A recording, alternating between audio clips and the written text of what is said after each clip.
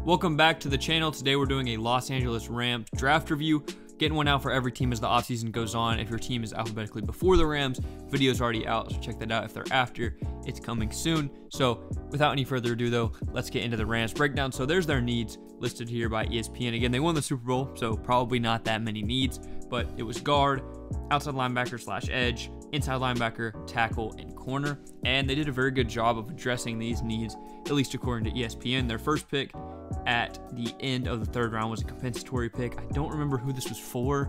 I can't get it off the top of my head, but they got Logan Bruce out of Wisconsin, a guy just that they compared to all the consensus big boards they reached on, but they like him a lot, and I think he's going to fit well into their scheme. And I think that's just a good Sean McVay pick. No problem with that at all. Then in the fourth round, they got Jacoby Durant out of South Carolina State, HBCU guy who just definitely is really fast and is going to add much needed depth to that cornerback room and that secondary as a whole, to be honest, as it was not very deep last year. I know they traded for Troy Hill, I believe, recently from the Browns, but they still need depth there, and I think they addressed that pretty well in this draft. Then in the fifth round, they got Kyron Williams out of Notre Dame. Running back depth, getting these value picks here in the 5th, 6th, 7th round running backs, always a good decision, even if you have a pretty good room, because these guys are just going to keep flowing through. You get them for cheap, and they're going to do you pretty well.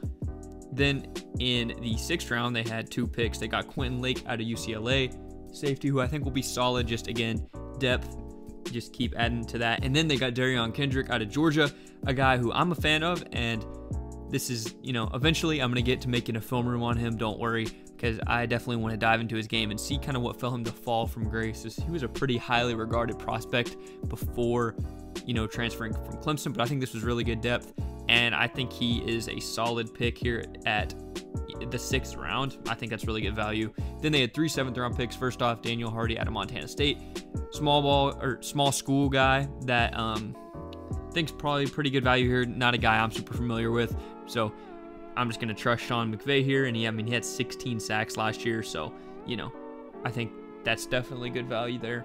And then on their next pick, they got Russ Yeast out of Kansas State. Cool name.